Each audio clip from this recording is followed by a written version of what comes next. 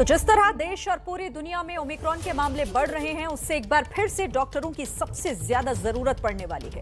चिकित्सा के पेशे से जुड़ी हुई ये कौम ऐसी है जिसने कोरोना काल में योद्धा की तरह हर मोर्चे पर सबसे आगे रहकर लड़ाई लड़ी, लेकिन मौका निकल जाने के बाद हमने जिनकी कभी आरती उतारी थी उन्हें भूल गए, डॉक्टरों की सेवा भूल गए, उनकी तकलीफों को भूल गए। लेकिन हम इस बार के हार नहीं मानूंगा में शो के जरिए कोरोना काल में किस तरह की चुनौतियां इन्होंने झेली और चिकित्सा के पेशे से जुड़े हुए दूसरे लोगों ने उसे वो दिखा रहे हैं। देखिए रोमाना इसार खान के साथ हार नहीं मानूंगा मैं।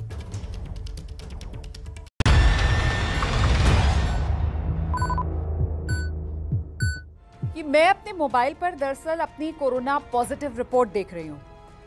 सॉरी, आप परेशान मत होइए, ये उस वक्त की कोरोना पॉजिटिव रिपोर्ट है, इस वक्त की नहीं है जी। वो वक्त जब मैं कोरोना पॉजिटिव हुई थी तब पूरे देश में लॉकडाउन था और उस वक्त भी अपने कई सहयोगियों के साथ काम कर रही थी। मैं लगातार आप तक खबरें पहुंचा रही थी। मैं कोरोना पॉजिटिव होने का पता चलते ही मैंने खुद को क्वारंटीन किया और क्वारंटीन रहते हुए भी ऑनलाइन घर से काम किया, वर्क फ्रॉम होम।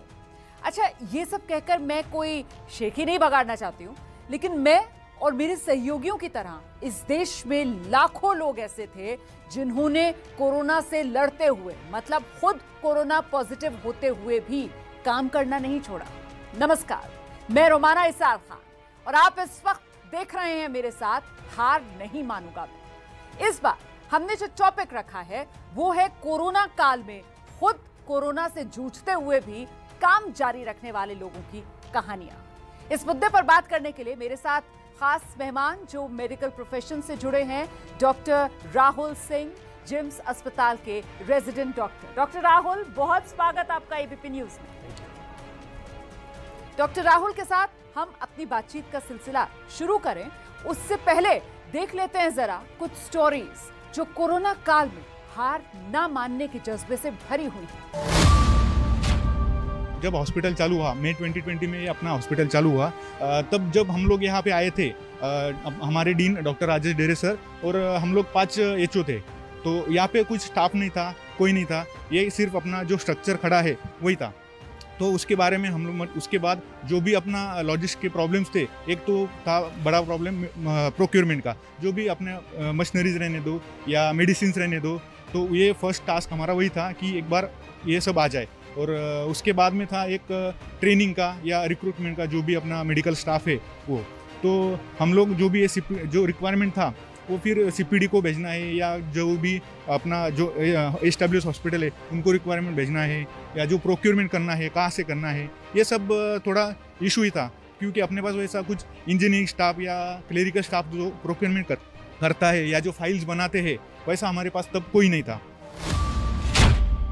और आइए अब सीधे आपको लेकर चलते हैं डॉक्टर राहुल के पास और उनसे ये समझते हैं कि बतौर मेडिकल प्रोफेशन आप इस फिनोमेना को किस तरीके से समझाएंगे कि खुद कोरोना पॉजिटिव थे, बावजूद इसके काम करे जा रहे थे, भले ही दफ्तर नहीं आ पा रहे हो, वर्क फ्रॉम होम उसी में लगे हुए थे।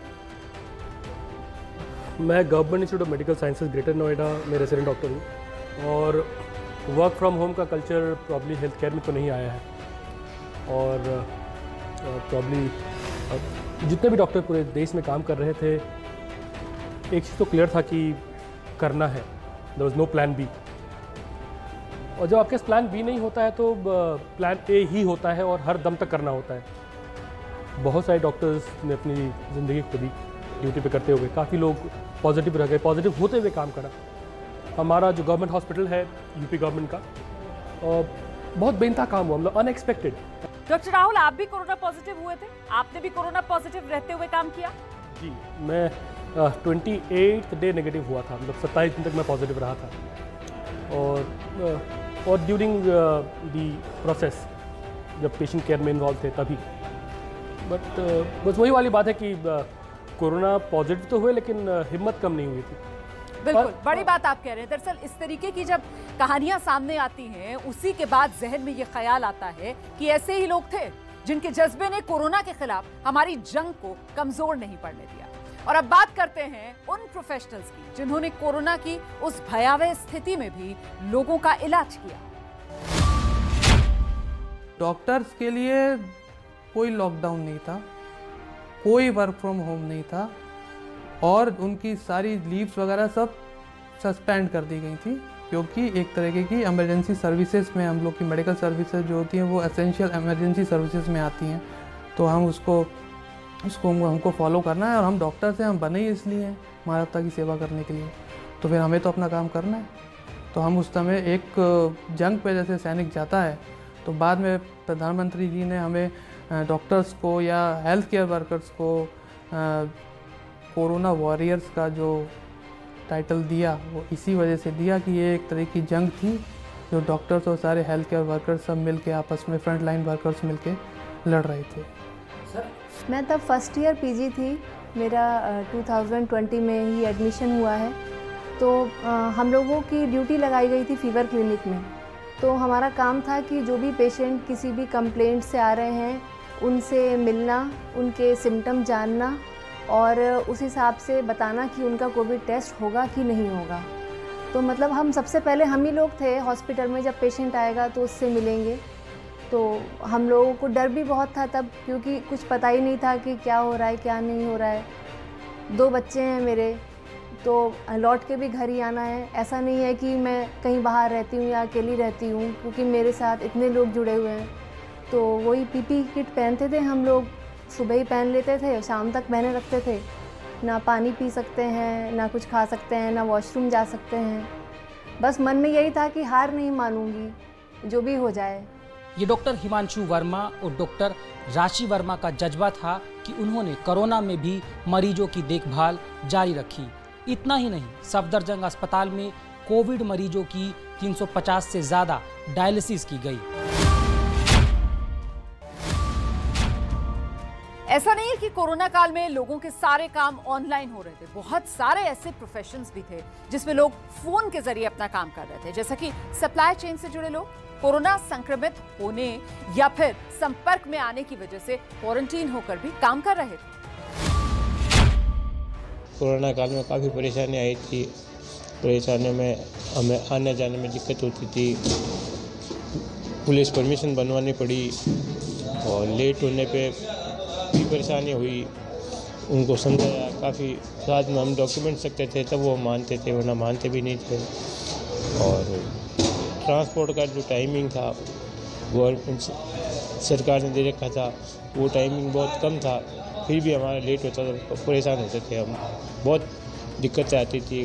कभी क्यों ट्रांसपोर्ट का काम ही ऐसा है, कभी गाड़ी लेट हो जाती है, कभी लेबर लेट हो जाते हैं, कभी स्टाफ लेट हो जाता है, सब तरह से परेशान होते थे हम।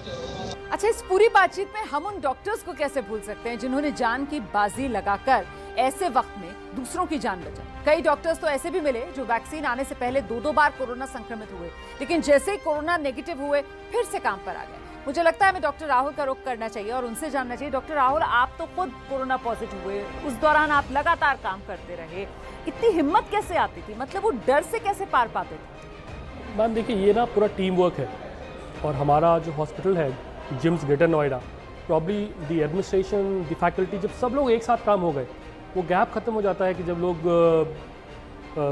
एक साथ काम करना ना, मतलब that's the only choice. And when you have a very strong administration, सब आपके साथ हो, हिम्मत देने के लिए, आप पॉजिटिव हो तो भी साथ हो कि भाई आपको ज़रूरत है रेस्ट करने की, आप रेस्ट कीजिए, जितना काम कर सकते हैं उतना कीजिए। It was probably the well managed program, हर किसी ने बेस्ट दिया हमारे इंस्टीट्यूट के, राइट फ्रॉम दी डायरेक्टर। और आप लोगों के घर वालों की किस तरीके की प्रतिक्रिया होती थी? देखिए, घर वाले तो डरे होते थे, सच्चाई तो यही है। और जब आसपास आप देख रहे हैं कि इतनी सारी डेथ हो रही है, तो हर आदमी ये रिलेट करता है कि मेरे केस में जब मैं 27 दिन तक नेगेटिव नहीं हो रहा था, तो मेरे घर वाले भी चिंतित थे, मैं खुद भी चिंतित था कि 25 दिन, 26 दिन, 27 दिन, तो पर प्रॉब्लम ठीक है। मतलब उस वक्त आप जितना कंट्रीब्यूट कर सकते थे, वो विल पावर बहुत ज़रूरी था कि हम जितना कंट्रीब्यूट कर सकते हैं करेंगे। और सिर्फ मैं नहीं, जितने भी लोग थे, पूरे देश के लोग, हर किसी ने बेइंतहा काम करा। तो मतलब कोरोना का काल ये लोगों को और मजबूत बनाकर गया है, ये कहना सही होगा? बहुत स्ट्रॉन्ग, मेंटली, फिजिकली, इमोशनली। इतने डॉक्टर्स के सामने बहुत सारे ऐसे इंसिडेंसेस हैं जो अमूमन लोग नॉर्मल लाइफ में ऐसी नहीं देख रहे होते हैं। इतने सारे कैजुअलिटीज़, इतना सारा दर्द, इतने सारे लोग रिसोर्सेज के लिए भटकते, और आपके पास एक लिमिटेड रिसोर्स होता है, उसको एक्सपैंड करना, उसकी भी कैपेसिटी। हमारा hospital we started with 10 bed of isolation, 450 bed तक, तो जो जितनी अपनी कैपेसिटी को एक्सपैंड कर सकता है, and we were working with the full of potential. It was my director, my CMS. बहुत शुक्रिया डॉक्टर राहुल सिंह, इस तमाम जानकारी के लिए, आपके इस जज्बे को सलाम। हार नहीं मानूंगा कि इस कड़ी में इतना ही, फिर किसी नए मुद्दे के साथ आपसे मुलाकात होगी। बाकी की खबरों के लिए आप लगातार देखते रहिए एबीपी न्यूज।